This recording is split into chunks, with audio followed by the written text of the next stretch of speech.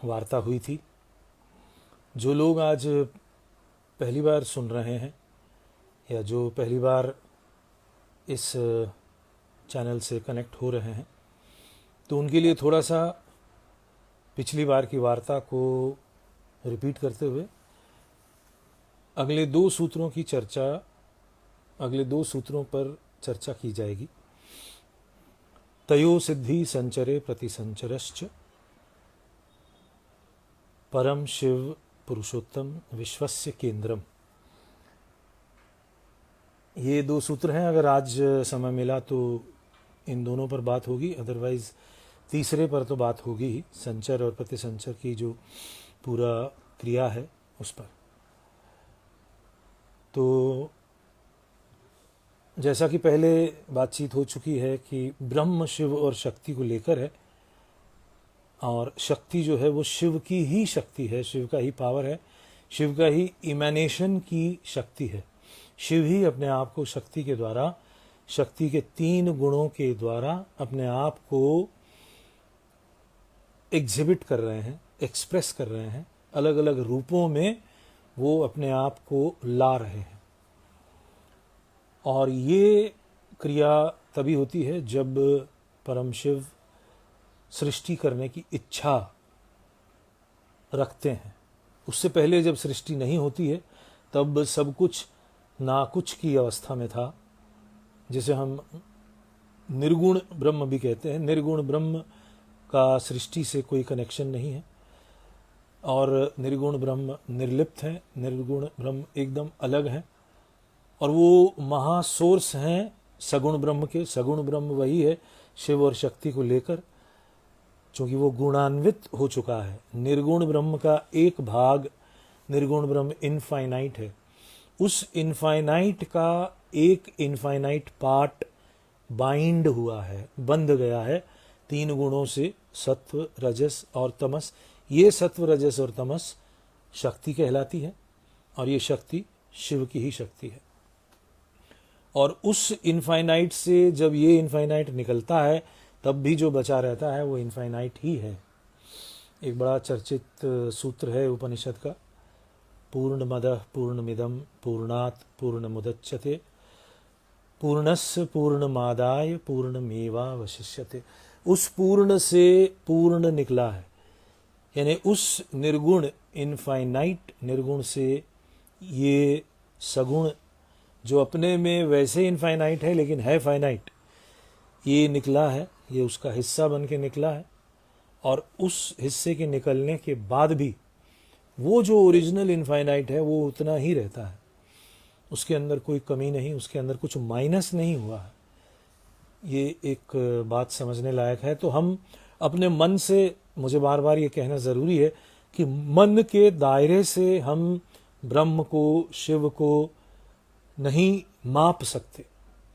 जो ओरिजिनल शक्ति है उसको भी नहीं माप सकते, लेकिन जब शक्ति सामने दिखती है, शक्ति जब ऑब्जेक्ट के रूप में आपके सामने है, और जब हम अपने जीवन में शक्ति का एक्सप्रेशन देखते हैं, तब हम उसका एहसास कर सकते हैं। इस पर भी मैं थोड़ा सा कहना चाहूँगा कि कैसे हम कर सकते हैं, ये एहसास कैसे होता है। क्योंकि ये माना गया है कि human being is a miniature universe. तो जो यूनिवर्स में है वो ह्यूमन बीइंग में भी है। तो ये शिव शक्ति ह्यूमन बीइंग में भी है, और ह्यूमन बीइंग का जो शिव है वो बहुत गहरे बहुत गहरे बहुत गहरे है, और वो साधना के मार्ग से ही जाना जा सकता है, या उससे संपर्क स्थापित किया जा सकता है, या उसका टेस्ट लिया जा सकता है, या एक्सपीरियंस किया जा सकता है। हम ये कह नहीं सकते कि ये शिव है। हाँ, ये जो कई हजार वर्ष पहले हमने इमेज बना के, आइडल बना के शिव को लोगों के सामने रखने की कोशिश की है, वो सिर्फ एक स्थान प्रकल्पन कहलाता है। वो कि हमने किसी स्थान को आइडिएट कर दिया, उसको सैंक्टिफाई कर दिया और एक चित्र रख दिया, और उसको हमने कहा कि ये शिव है और ये शक्ति है, just to make ordinary people understand और connect. It's the lowest form of connection. But the moment you become a serious practitioner, or you become a serious seeker or a student of dharma, darshan and spirituality, then you have to first accept that this Shiv resides within. This Shiv cannot be found outside. The Shiv is inside. So दर्शन क्या करता है, आपको सूत्रों के माध्यम से कुछ road map बताता है और कुछ इंपॉर्टेंट क्लू देता है. ये क्लूज हैं. हमारा मन, हमारी वाणी, हमारे शब्द, इनमें इतनी ताकत नहीं कि हम शिव से कनेक्ट हो सके. ये बात भी समझने लायक है. हमारे शब्दों में इतनी ताकत नहीं है, हमारी वाणी में इतनी ताकत नहीं कि हम शिव का एहसास, उसका एक भाग को भी हम छू सकें. It is so vast, so beyond, basically beyond time, place and person. It's beyond that. And whatever we do in this mundane world, we function within the time. हम समय यानी काल और देश के भीतर ही फंक्शन करते हैं. तो जो सत्ता इस देश काल पात्र के बियॉन्ड है, उसको देश काल पात्र के भीतर कैसे जाना जा सकता है? ये अपने आप में एक बहुमूल्य प्रश्न है किसी भी साधक के लिए, किसी भी उस व्यक्ति के लिए जो धर्म और दर्शन के पथ पर अभी अपनी यात्रा शुरू कर रहा है. तो यहाँ ये बात बतानी जरूरी है कि जो दर्शन की गूढ़ बातें हैं उनको रियलाइज करने के लिए धर्म साधना अनिवार्य है. बिना धर्म साधना के अभ्यास के आप उस शिव से वाकिफ नहीं हो सकते. लेकिन दर्शन आपको ये ज्ञान देता है कि वो शिव हैं और आप ही वो शिव हैं, आप ही उस शिव का अंश हैं.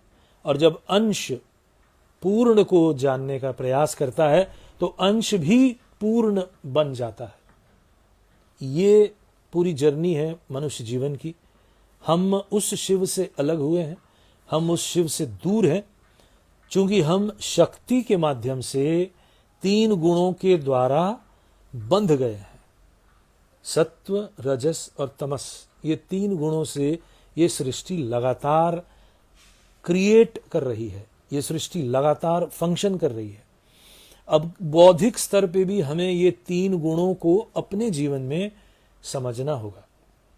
कैसे समझेंगे? कुछ एग्जाम्पल से हम इसको समझा सकते हैं कि ये 3 गुण कैसे काम करते हैं. चलिए, अभी का जो माहौल था, कोविड-19 का अभी माहौल है, इस दौर को समझते हैं. ये दौर में शक्ति का कौन सा रूप काम कर रहा है? तमस. शक्ति तमोगुण से काम कर रही है. काम तो शक्ति ही कर रही है, चाहे वो बीमारी हो, चाहे वो मृत्यु हो, चाहे वो बर्बादी हो, तबाही हो, नुकसान हो.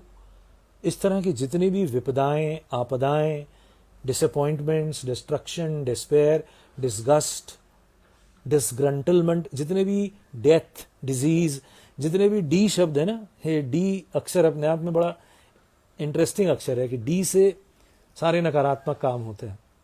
तो ये जो डी का काम है, डी अक्षर है, ये सब तमोगुण की वजह से हो रहा है. तो कोविड-19 का पीरियड तमोगुण प्रधान है.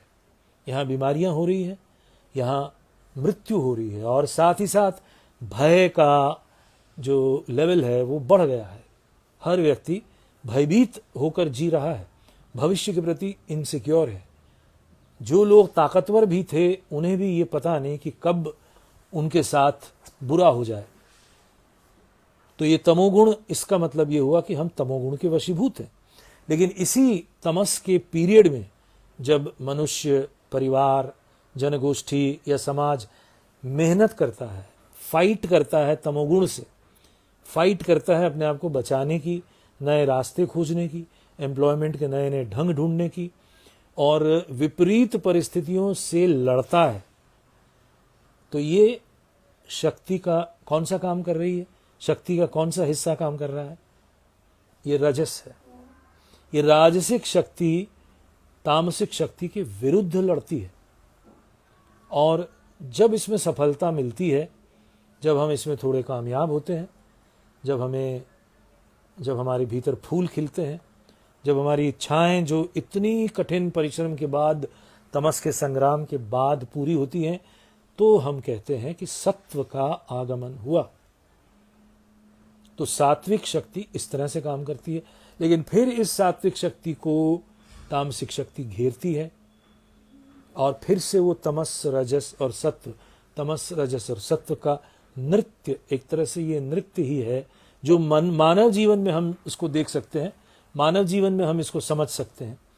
और ये कॉस्मिक लेवल पे भी वर्क करता है। पहले ये कॉस्मिक लेवल पे अप्लाई होता है क्योंकि सृष्टि इन्हीं तमस रजस और सत्व के संगम से सृष्टि हुई है। और भी कई मिसालों से ये समझाया जा सकता है कि मनुष्य के जीवन में कैसे ये तमस रजस और सत्व काम करते हैं। मान लो कोई युवा व्यक्ति है, उसके मन में एक करियर को करने का भाव है कि वो एक ख़ास फील्ड में कुछ काम करना चाहता है, ये इच्छा है। ये इच्छा से रजस जगेगा, लेकिन उस फील्ड में कामयाब होने के लिए बहुत सी बाधाएं उसके सामने आएंगी, उसके परिवार की तरफ से भी आ सकती है, और जो माहौल है, जो दुनियावी ताकतें हैं, वो भी अड़ंगा लगाती हैं। उस आदमी की अपनी जो इंटेलेक्चुअल कैपेसिटी है उसमें लिमिटेशन है, तो वो भी अड़ंगा लगाती है। लेकिन उसके अंदर एक इमोशन है उस फील्ड में कुछ करने का, ये इमोशन से रजस शक्ति बढ़ेगा और इस इमोशन की ताकत से वो तमस के विरुद्ध संग्राम करता जाएगा, करता जाएगा, करता जाएगा और अपनी मंजिल को पाने की कोशिश करेगा। और जो मंजिल है वो सत्व है। वो जो मंजिल उसने पाई, अपने जिस फील्ड में वो कामयाब होना चाहता था उस फील्ड में वो कामयाब हुआ। पूरी कामयाबी तो कभी नहीं मिलती, थोड़ी कामयाबी मिली तो ये सात्विक शक्ति से हुई। लेकिन जब थोड़ी कामयाबी मिली तब नई बाधाएं आएंगी, नए हिंड्रेंसेस आएंगे, नए ऑब्स्टेकल आएंगे। ये फिर से तमस काम कर रहा है, फिर से तमस आपके सामने खड़ा हो जाएगा और फिर उस तमस से लड़ने के लिए आपके अंदर की रजस शक्ति अगर है तो वो लड़ेगी, नहीं तो वो तमस आपको धकेल देगा, तमस आपको पीछे फेंक देगा। ये जिस व्यक्ति को ये राज समझ में आया कि संसार चलता कैसे है, संसार इन्हीं तीन शक्तियों से ससरता रहता है, और इससे हम अपने व्यक्तिगत जीवन में, पारिवारिक जीवन में, सामूहिक जीवन में, राष्ट्र के जीवन में, पूरी मानवता के जीवन में हम ये समझ सकते हैं क्यों कोई इच्छा पूरी होती है और कोई इच्छा पूरी नहीं होती। लगे हाथ में बताना चाहूँगा, अगर इच्छा है कि पूरी मानव समाज में हम एक एक व्यक्ति को रोजगार दें, मान लो किसी सरकार के अंदर ये इच्छा आ गई कि पूरे भारतीय सरकार के जो चलाने वाले हैं उनके मन में ये इच्छा आ गई कि 1.25 करोड़ लोगों को पूरा रोजगार मिलना चाहिए। बड़ी अच्छी इच्छा है, लेकिन बाधाएं कहाँ से आएंगी? सरकार के अंदर से आएंगी, सरकार को चलाने वाली ताकतों से आएंगी, और वो बाधाएं इतनी तेजी से आएंगी कि इस इच्छा को नेस्त नाबूद किया जाएगा और ये इच्छा वहीं जहाँ से जगी थी वहीं ये दफन हो जाएगी। और इसलिए चूंकि संघर्ष बराबर के लेवल पे नहीं हुआ, संघर्ष अच्छे से नहीं हुआ, तो ये इच्छा कभी भी पौधा बन के या फूल बन के ये खिलेगा नहीं। तो अभी पूरी मानवता के साथ ऐसे ही हो रहा है। बहुत सी इच्छाएं चाहने के बाद भी पूरी नहीं होती। उसकी वजह यही है क्योंकि वो शक्ति के या प्लैनेट अर्थ के इस त्रिगुणात्मक प्रकृति के दायरे में नहीं आए। जो प्रकृति के दायरे में आ गया, त्रिगुणात्मिका प्रकृति के दायरे में आ गया, वो इच्छा पूरी होनी ही होनी है। उसको स्वयं शिव भी नहीं रोक पाएंगे। ये भी बड़ा इंटरेस्टिंग पार्ट है। शिव ने ही कुछ नियम बनाए हैं।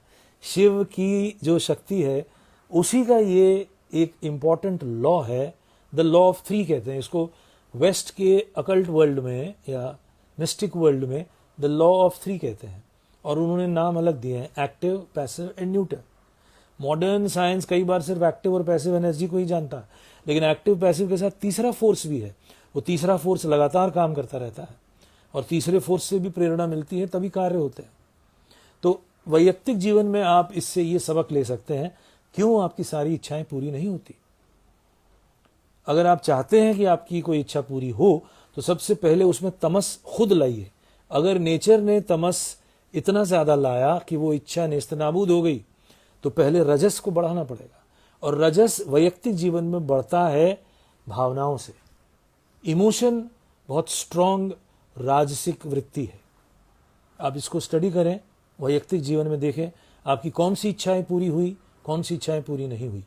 जिस इच्छा के पीछे आपका एक स्ट्रांग इमोशन है, स्ट्रांग अटैचमेंट है कि अगर ये इच्छा पूरी नहीं हुई तो मैं तो मर जाऊंगा, तो ये इच्छा धीरे धीरे त्रिगुणात्मिक प्रकृति के दायरे में आ जाएगा। और जब कोई भी डिजायर त्रिगुणात्मिक प्रकृति के दायरे में आएगा तो वो एक्शन में तब्दील होगा ही होगा।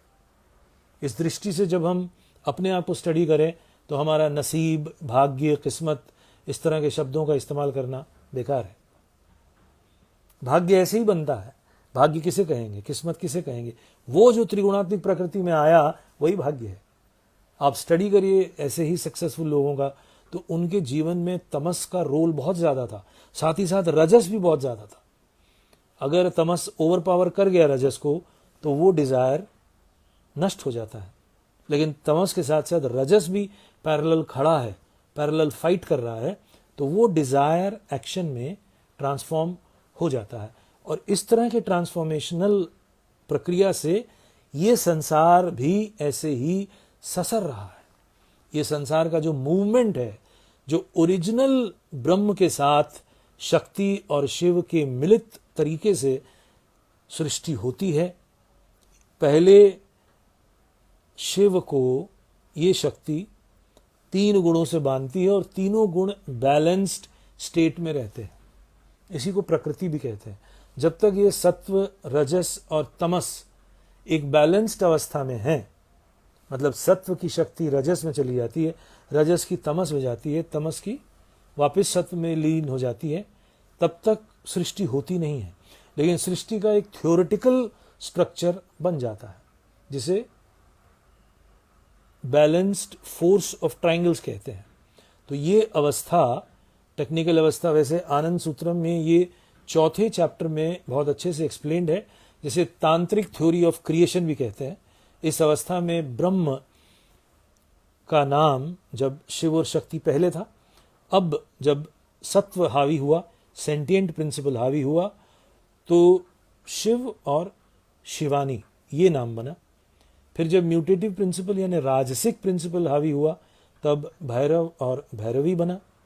फिर जब तमस हावी हुआ, तब भव और भवानी बना। ये भव और भवानी का जो स्टेज है, यानी शिव बने भव और शक्ति बनी भवानी। तो भवानी शक्ति के बनने के बाद वो जो ट्रायंगल का वर्टेक्स है, वहां से सृष्टि सरल रेखा में निकल पड़ती है। तो उस अवस्था में बिंदु, नाद और कला, ये 3 अवस्थाएं बनती है। तो यहाँ से सृष्टि आगे बढ़ना शुरू होती है। उसके बारे में विस्तार से अगले चैप्टर्स में बताया जाएगा। और अभी भी जो तीसरा सूत्र है जिसकी हम चर्चा करने जा रहे हैं अभी, वो है तयो सिद्धि संचर प्रतिसंचरश्च। मैं जाने अनजाने उसी की व्याख्या करना शुरू कर दिया था कि ये जो शक्ति है और ये जो शिव है, इनकी सिद्धि यानी इनका फुलफिलमेंट कैसे होता है? संचर और प्रतिसंचर क्रिया से। दर्शन के क्षेत्र में ये संचर और प्रतिसंचर क्रिया अपने आप में बड़ा ही इंपॉर्टेंट टॉपिक है, सूत्र है, क्योंकि इससे हम थ्योरी ऑफ क्रिएशन की एक बेसिक अंडरस्टैंडिंग डेवलप करते हैं। साइंस, आज का साइंस जो है, उसने अपनी एक थ्योरी ऑफ क्रिएशन बनाई है, तो उसमें कितना लोग विश्वास करते हैं, कितना नहीं करते, लेकिन श्री श्री आनंद मूर्ति जी के इस दर्शन में, आनंद सूत्र में, चूंकि ये ब्रह्म चक्र की व्याख्या है, तो ब्रह्म यानी सुप्रीम कॉन्शियसनेस का जो सिस्टम है, यानी कॉस्मोलॉजिकल जो सिस्टम है, उसके अंदर एक ऑर्डर है, उसके अंदर एक तरीका है। उस तरीके को हम समझ रहे हैं। तयो सिद्धि संचरे प्रतिसंचरश्च। संचर क्रिया और प्रतिसंचर क्रिया ये शुरू हो जाती है। ये जो मैंने शिव शिवानी, भैरव भैरवी, भव भवानी वाली अवस्था बताई, यहाँ से ये शुरू हो जाती है, सृष्टि शुरू होती है। तो सृष्टि कहाँ से शुरू हो रही है? बुनियादी रूप से शिव से। और शिव के साथ कौन है? शक्ति। शक्ति के साथ क्या है? 3 गुण। फिर ये अलग अलग स्टेजेस में अलग अलग नाम हो जाते हैं, क्योंकि इनके ऊपर शक्ति का प्रभाव पड़ने से, शक्ति का प्रेशर पड़ने से ये जो सटल फोर्स है धीरे धीरे कम सटल होता जाता है। और इसमें अलग अलग स्टेजेस की चर्चा है। तो जैसे मैंने बताया, बिंदु, नाद, कला, फिर कॉस्मिक महत, कॉस्मिक अहम, कॉस्मिक चित्त, यानी यूनिवर्सल माइंड। यूनिवर्सल माइंड के ये 3 स्टेजेस हैं, महत, अहम और चित्त। और उसके बाद 5 फंडामेंटल फैक्टर्स, यानी अभी कॉस्मिक आकाश, महाआकाश, महावायु, महाअग्नि, महासागर या जल और पृथ्वी। ये यहाँ तक एक धारा है। कहाँ से? शिव से लेकर पृथ्वी तक एक धारा है। ये अलग अलग दर्शनों में अलग अलग तरीकों से भी समझाया गया है। आनंद सूत्रम में इस तरह से ये शिव से लेकर पृथ्वी तक, यानी सॉलिड फैक्टर तक, सुप्रीम कॉन्शियसनेस से लेकर पृथ्वी तत्व तक। Prithvi is the most gross factor, सबसे स्थूल तत्व जो है वो पृथ्वी तत्व है। पृथ्वी से ज्यादा स्थूलतर कुछ नहीं है। पृथ्वी के बाद एक नई धारा शुरू होती है। तो ये जो धारा है इसे संचर क्रिया कहते हैं। आई होप जो पहली बार सुन रहे हैं वो समझ रहे हैं कि संचर क्रिया क्या है। और संचर क्रिया को इन्वोल्यूशन भी कहते हैं। कई इंग्लिश स्कॉलर्स ने, मिस्टिक स्कॉलर्स ने इसे इन्वोल्यूशन नाम दिया है, और कईयों ने इसे आर्क ऑफ डिसेंट कहा है। शिव धरती पे उतरे हैं, तो देखिए शिव शक्ति के साथ सृष्टि कर रहे हैं, और जो जो सृष्ट हो रहा है उस सब में शक्ति तो है ही, साथ में शिव है। ये हमें ध्यान देना पड़ेगा। और जब पृथ्वी तत्व तक शक्ति अपने प्रेशर से शिव को कंडेंस करती हुई पृथ्वी तत्व तक ले आती है, तो पृथ्वी में भी शिव है। लेकिन शिव बहुत छिपे हुए हैं। सामने हमारे पत्थर है, लेकिन उस पत्थर में भी सोई हुई अवस्था में शिव मौजूद है। उसको हम एटॉमिक थ्योरी से भी समझ सकते हैं। एटॉमिक स्पेस या मॉलिक्यूलर स्पेस जितना उस मैटर के अंदर ज्यादा होता जाएगा, कंडेंस होता जाएगा, उतना ही वो तत्व और ज्यादा सॉलिडिफाई होता जाएगा। तो पृथ्वी तत्व तक आते ये शक्ति बहुत सॉलिडिफाई हुई है, और अब ये और सॉलिडिफाई नहीं हो सकती। लेकिन इसके अंदर फिर भी शक्ति का दबाव पड़ता रहता है। शक्ति और ज्यादा अपना काम करती रहती है, लेकिन चूंकि वहां पे स्पेस ही नहीं है, उस स्थान पर स्पेस ही नहीं है, इसलिए होता है क्या, वहां पे एक एक्सप्लोजन सा हो जाता है। तो मैटर एक्सप्लोड करता है, और उस एक्सप्लोजन से एक नई सत्ता क्रिएट होती है। वो है माइंड, लोवेस्ट माइंड, यानी चित्ताणु नाम की सत्ता, या एक्टोप्लाज्म, या लोवेस्ट माइंड बॉडी में आ जाता है। तो इसलिए जो माइंड क्रिएट हुआ है वो मैटर से ही हुआ है। यहाँ पे जो बहुत से विचारक ये कहते हैं कि माइंड मैटर से आया है, वो गलत नहीं कहते हैं। लेकिन ये मैटर कहाँ से आया है? अभी हमने समझा कि ये मैटर चेतना से आया है। तो जड़ और चेतन का जो पूरा एक चक्र है, उसमें चेतना से ही, चेतना के ऊपर शक्ति के प्रभाव से ही मैटर आया है। और मैटर के अंदर आंतरिक संघर्ष से माइंड आया है। इससे जुड़े हुए आगे कई सूत्र भी है, इसलिए आनंद सूत्रम बहुत रेलेवेंट है आज के समय में, क्योंकि इसमें साइंस की जो खोजें हैं, साइंस की जो डिस्कवरीज हैं और इन्वेंशंस हैं रिगार्डिंग लाइफ, मैटर, वो सब मौजूद है। उसको स्वीकार करते हुए ये दर्शन बना है। और इस दर्शन की एक और खूबी ये भी है, वो ये बताना चाहूँगा कि एक भी सूत्र ऐसा नहीं है जो प्रैक्टिकली अंडरस्टैंडेबल या प्रैक्टिकली एप्लीकेबल नहीं है। एक एक चीज़ में आप पाएंगे कि आपको सत्य दिखाई देगा कि हाँ ऐसा होता है। ये चीज़ें जो एकदम शुरू की चीज़ें हैं, इसको हमें थोड़ा सा डाइजेस्ट करने में डिफ़िकल्टी होगी अगर कोई बहुत ज़्यादा मॉडर्न साइंस और साइकोलॉजी से चला है, चूँकि ये प्रूव नहीं किया जा सकता ऐसे ही। इसको प्रूव करने के लिए आपका अपना लेबोरेटरी काम करेगा, which is your mental world with sadhana. जब आप साधना करेंगे, धर्म साधना में व्यवहारिक रूप से उतरेंगे, तब आपको इन चीज़ों का प्रैक्टिकल अनुभव होगा और आप स्वीकारेंगे कि हाँ ये ऐसा है। और तब आप कहेंगे कि हाँ, जो बात गुरुदेव कह रहे हैं वो बिल्कुल सत्य है। तो हम आए शिव से पृथ्वी तत्व तक, ये इन्वोल्यूशन कहलाता है, संचर क्रिया कहलाती है। और फिर जब जड़ तत्व पे विस्फोट होने से बहुत लोवेस्ट ऑर्गेनिज्म बनता है, जिसे हम सिंगल सेल कह सकते हैं, उस सिंगल सेल का माइंड है।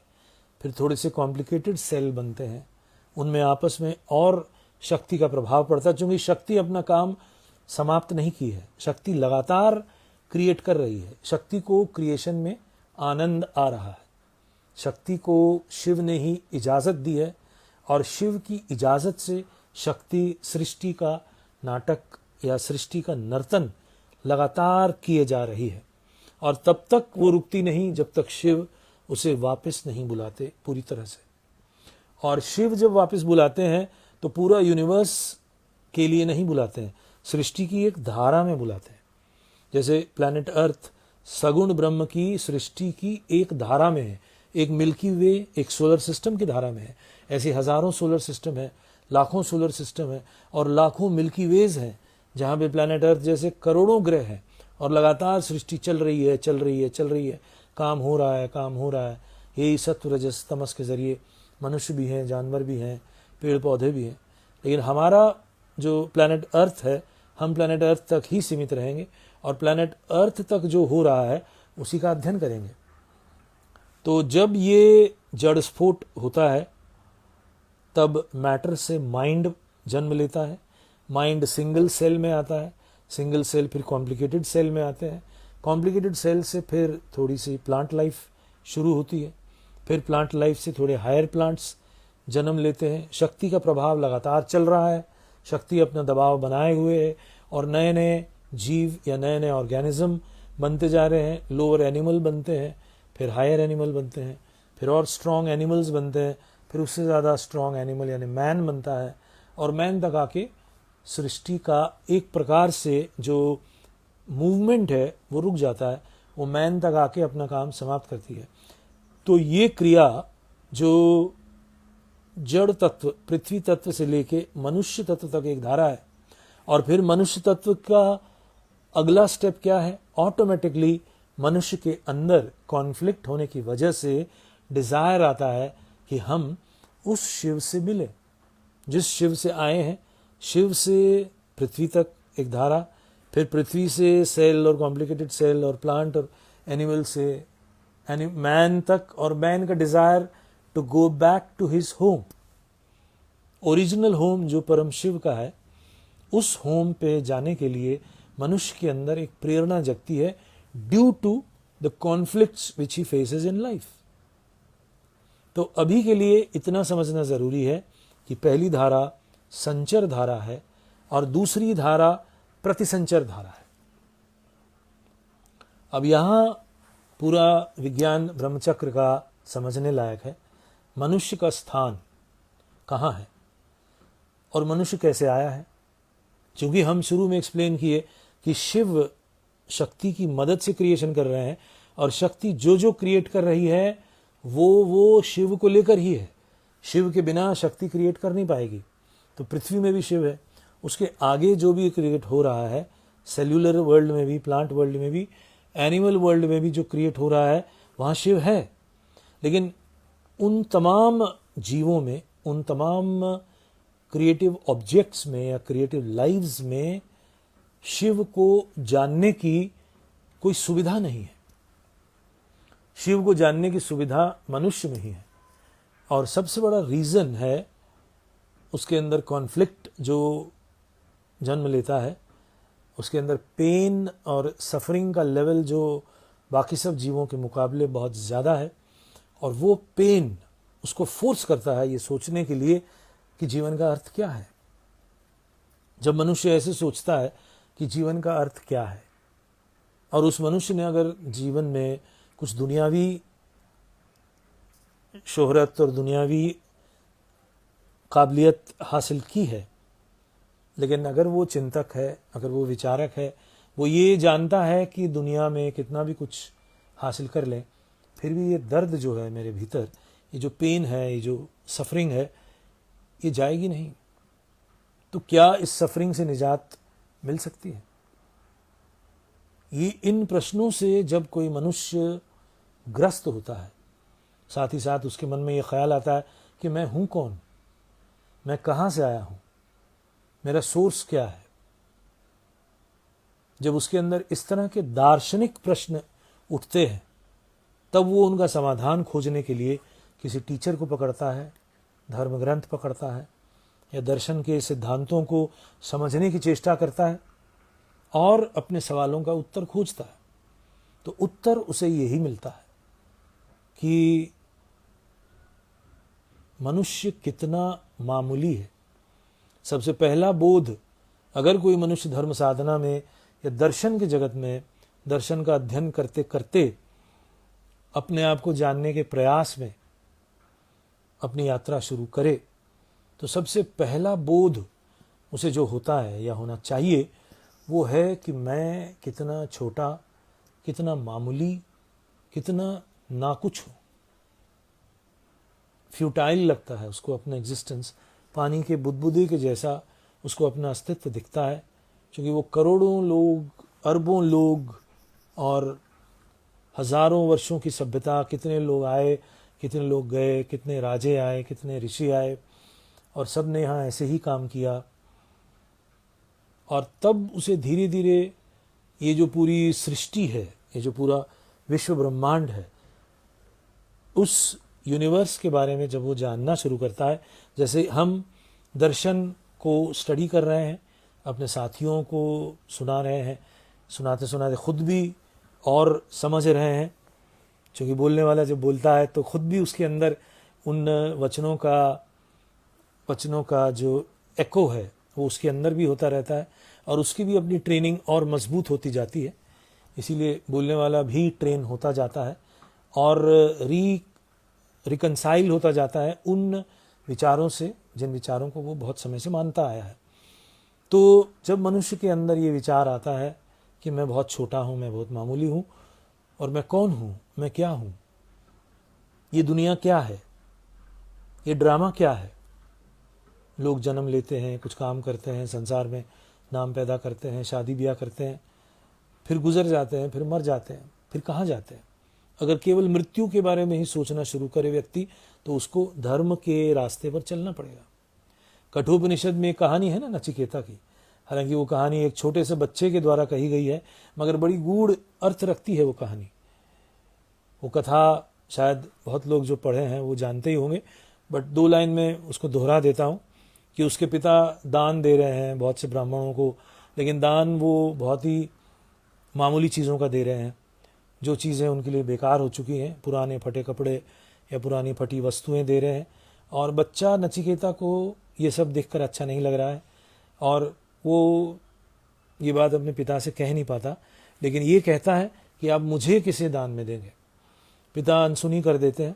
बच्चा फिर प्रश्न करता है कि आप बताइए ना, आप मुझे किसे दान में देते हैं। तो धीरे धीरे जब बार बार बच्चा नचिकेता ये प्रश्न पूछ रहा है और पिता इरिटेट हो जाते हैं, क्रोधित होकर कहते हैं, जा, मैंने तुझे मृत्यु को दिया, मैंने तुझे यमराज को दिया। अब ये कथा बड़ी इंपॉर्टेंट है, क्योंकि मृत्यु को जाने बगैर जीवन नहीं समझा जा सकता। मृत्यु से सरोकार किए बिना हम ब्रह्म या कॉस्मॉस को नहीं समझ सकते हैं। अभी अभी एक महापुरुष की मृत्यु हुई है, एक बड़े अच्छे संजीदा कलाकार की मृत्यु हुई है। कई लोगों ने अपने फेसबुक के पोस्ट पे लिखा है कि death is the only reality. अब ये देखिए, यहाँ पे ये त्रुटिपूर्ण दर्शन है। Death is not the only reality, because death के बाद भी लाइफ है। एक तो डेथ के बाद वो जो विदेही मन है चेतना के साथ, उसकी अपनी जर्नी है, लेकिन डेथ के बाद एक फिर से जन्म लेने की क्रिया है। जातस्य ही ध्रुवो मृत्यु, ऐसा कहा गया, जो जन्म लेगा उसकी मृत्यु होगी, लेकिन जो मरेगा उसका फिर जन्म होगा। तो ये सिलसिला चलता रहेगा। इसीलिए सनातन धर्म ने, भागवत धर्म ने जो लिबरेशन का मार्ग बताया, उसमें इस कंटिन्यूअस बर्थ एंड डेथ के साइकिल से मुक्ति की बात कही है। तो कितना ऊंचा आदर्श, कितना ऊंचा और कितना विजडम से भरा हुआ वो लक्ष्य रहा है। श्री श्री आनंद मूर्ति जी भी अपने शिष्यों के लिए यही रास्ता बताए हैं, अमरत्व का रास्ता, आनंद का रास्ता, आनंद में मर्ज हो जाना। क्योंकि वो जो चेतना है, वो जो शिव है, वो आनंद का सागर है और हमारे अंदर भी छोटा छोटा आनंद को पाने की ललक है। तो ये जो छोटा सुख वाला जीव है, जब एक महासागर के आनंद में मिल जाता है तो उसे महा आनंद ही मिलता है और तब ये छोटा शरीर रखने की जरूरत नहीं पड़ती।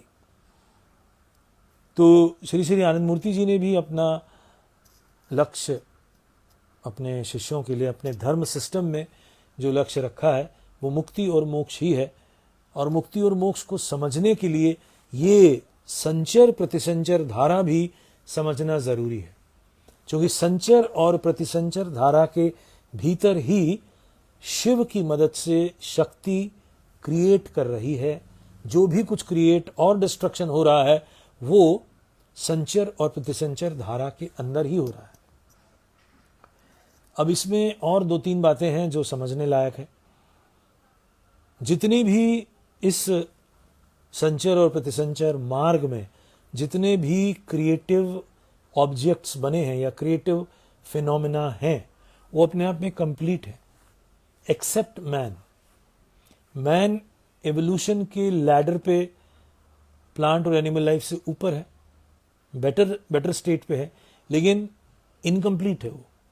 एनिमल ज़्यादा कंप्लीट है, प्लांट ज़्यादा कंप्लीट है, मिनरल अपने आप में कंप्लीट है। लेकिन इसमें एक इंटरेस्टिंग पॉइंट ये है कि प्लांट लाइफ के ऊपर यदि शिव का ग्रेस हो तो प्लांट जल्दी एनिमल बन जाएगा। एनिमल के ऊपर भी अगर ह्यूमन टच आता है तो वो भी मैन में नेक्स्ट बर्थ में आ जाता है। और मैन का अगर डिके हो रहा है, डिटेरियोरेशन हो रहा है, तो वो एनिमल में जा सकता है, एनिमल से भी नीचे वो प्लांट में जा सकता है, वो मिनरल भी बन सकता है, वो पत्थर भी बन सकता है। तो ये नेगेटिव प्रतिसंचर क्रिया है। प्रकृति ने हमको एक इन्वोल्यूशन और एवोल्यूशन के दायरे में बांध दिया है और उसके बाद मनुष्य के पास ये स्वाधीनता है, ये इंडिपेंडेंट उसके पास एक फैकल्टी है कि वो चाहे तो नीचे जाए, वो चाहे तो ऊपर जाए। ऊपर जाए मतलब शिव के मार्ग पे जाए और देव बन सकता है।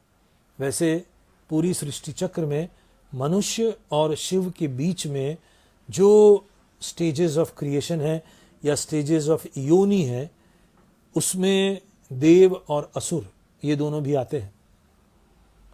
तो एक ह्यूज किंगडम है जो ये सृष्टि को चला रही है, वो एक अलग सब्जेक्ट है। उसमें अलग अलग देवता, अलग अलग असुर, arch angels and arch demons की बात है, वो फिर किसी चैप्टर में डिस्कस किया जाएगा।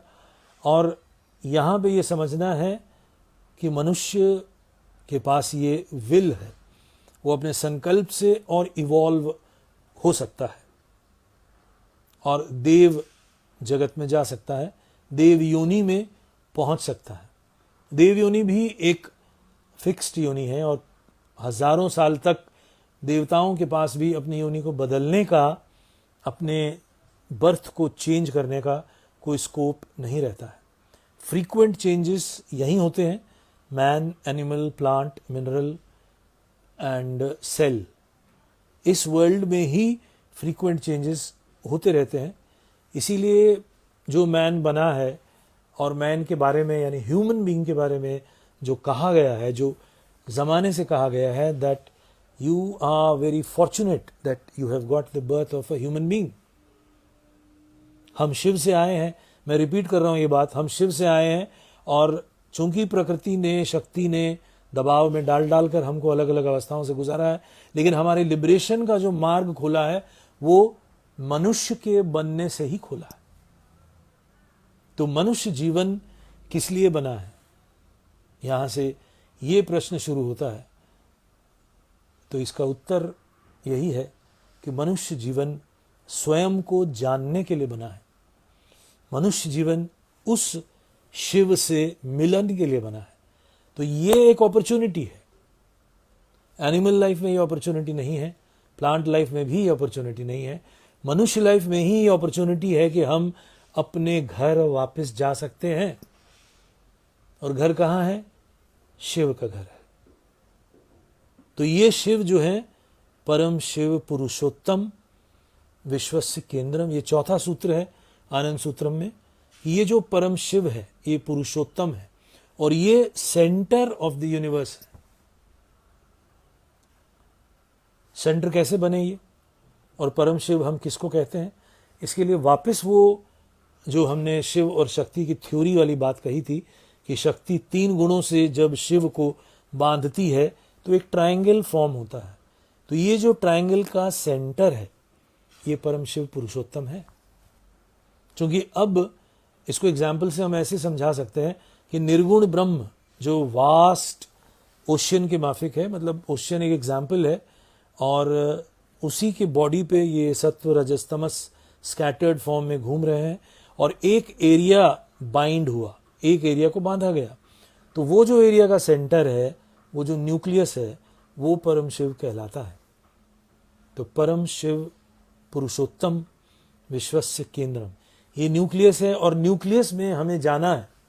ये न्यूक्लियस ही हमारा लक्ष्य है, ये न्यूक्लियस ही हमारा गोल है। क्योंकि हम पहले निर्गुण ब्रह्म में थे, हम वहीं थे, हम सब वहीं थे।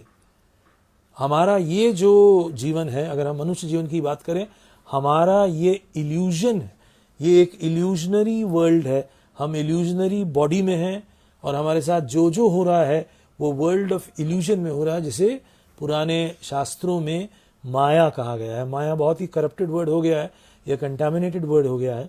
लेकिन एक जगह श्री श्री आनंद मूर्ति जी प्रकृति और माया के बीच में भेद बताते हुए बताते हैं कि जब तक ये बैलेंस्ड फोर्स ऑफ ट्रायंगल है, सत्व रजस और तमस, तब तक ये प्रकृति है, तब तक ये प्रकृति कहलाती है।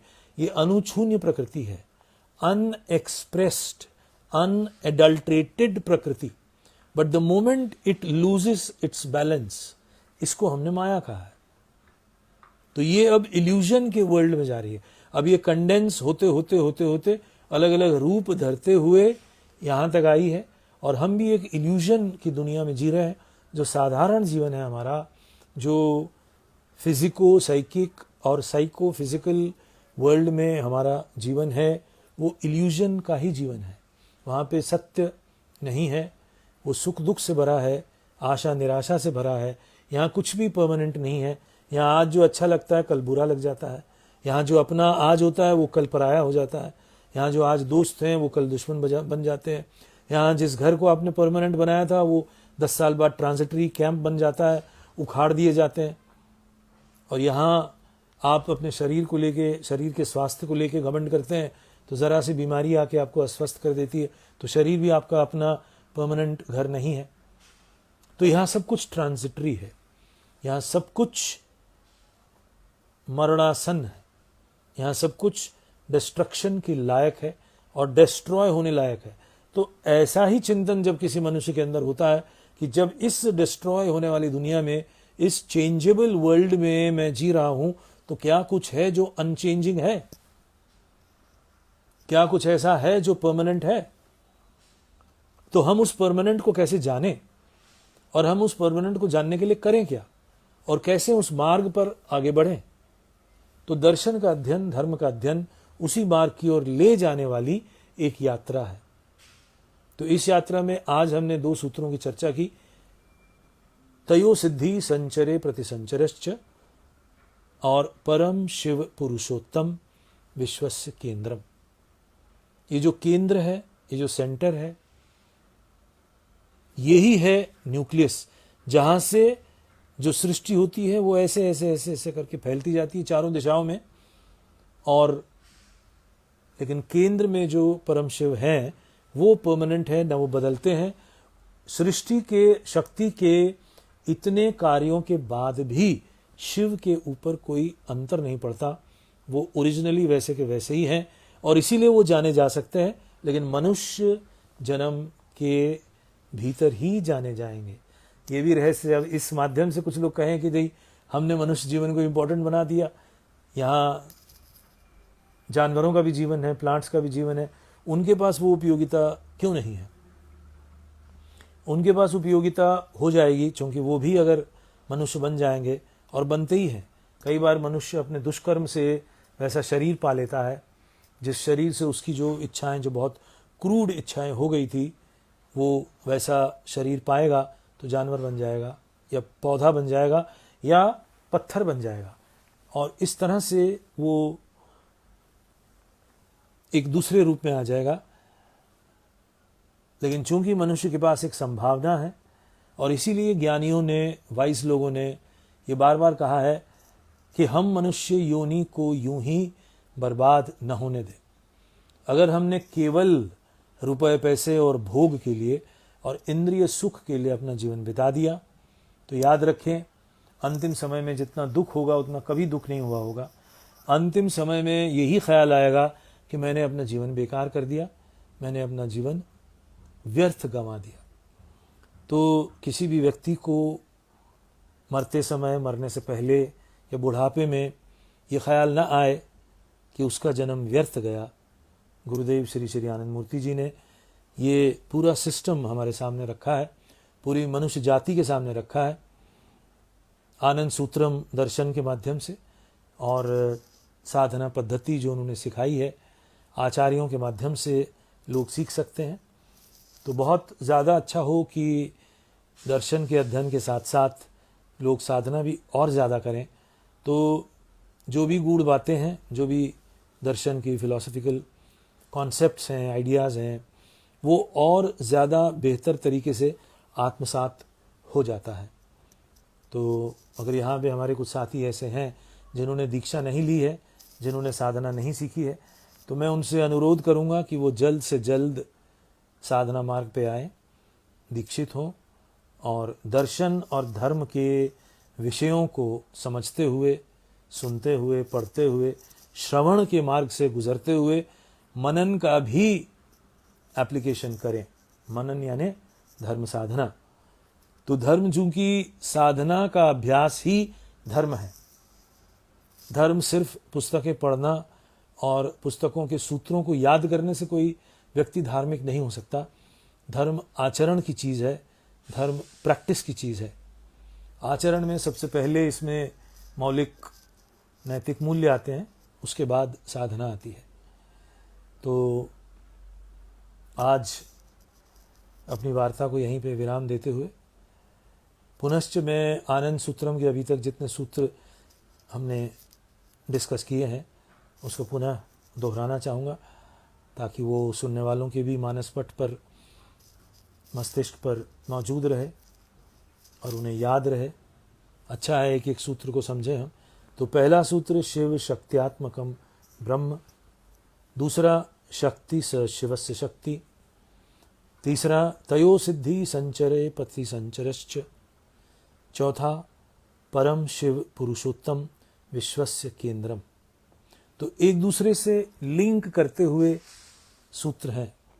पहले में ब्रह्म को डिफाइन किया है शिव और शक्ति के नाम से, दूसरे में शक्ति शिव की ही है ये क्लियर किया है, तीसरे में शिव और शक्ति का जस्टिफिकेशन, उनकी सिद्धि, उनका एक्सप्रेशन, उनका एग्जिबिशन, उनका प्रकट होना संचर और प्रतिसंचर क्रिया के माध्यम से है, जो मैंने थोड़ी देर पहले एक्सप्लेन किया। और पूरे विश्व का जो केंद्र है वो यही परम शिव है, पुरुषोत्तम है। हालांकि भारतीय